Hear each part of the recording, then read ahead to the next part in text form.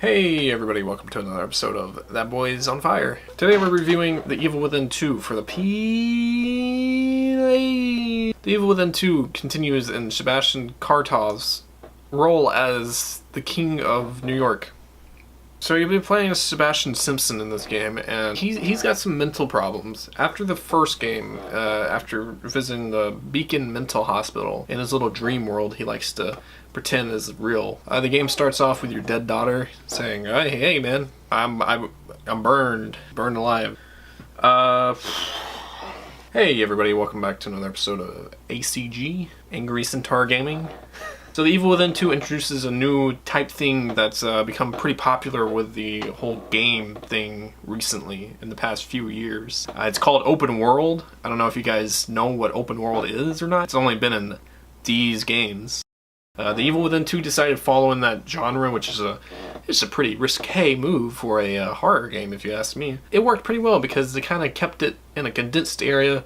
Think of that Tomb Raider game for the Xbox One. So there's small, condensed open world areas, and there's your typical horror game linear areas, and they tidy this together real good. Like a lot of people were complaining that the developers took this direction with the game, and they were like, why wasn't it just all linear? I don't agree with this, because there was a lot of side missions you could do that continued on throughout the story, such as this one where this homeless person would chase you throughout the game, and she goes, Sebastian Trump's America, shit like that. Well, I can't fucking see right now, dude.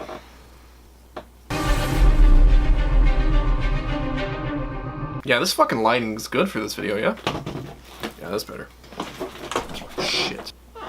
So throughout the game, you're gonna have this guy who overacts as Liam Neeson. So in the game, you're gonna have this guy named Liam Neeson going through looking for his daughter the whole time and overacting every time he says his daughter's name. Lily. Fuck. The voice acting and the overall character animation at some points was honestly quite laughably bad. Just like the way I say laughably. It wasn't done well. It has that. Some people could argue it has that Japanese, like, ooh, it's cultural, but I don't agree with that. I think they're fucking retarded over there.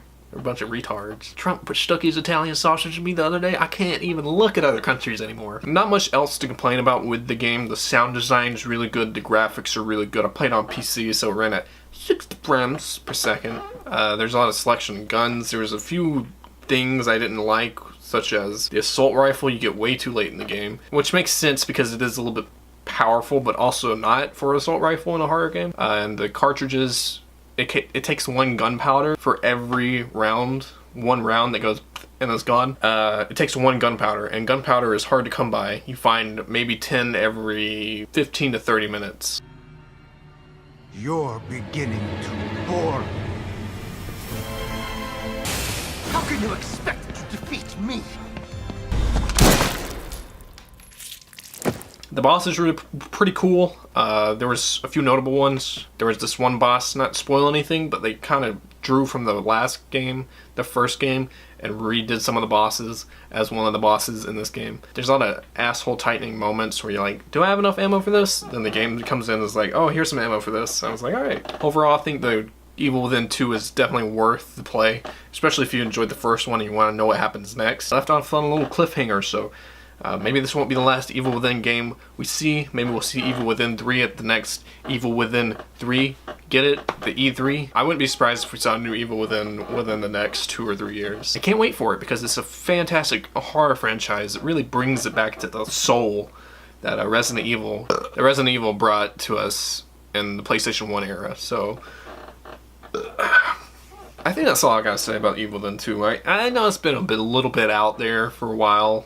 I think it came out in October, honestly. So I'm really late, actually. They had just added in a first-person mode, which is pretty cool. I didn't even touch it, so I don't even know if it's cool. This game goes on discount a lot. Usually that means it's a shitty game, but Bethesda is really good at selling their games. You can find this pretty cheap. I've seen it down to $25 already for a game not even 5 months old yet. I think that's a pretty good fucking deal. And you should get on a PC if you can. If not, I guess console version is good. I don't know, I didn't play it. So. Peter Piper Popper went to the store and he bought me a pain.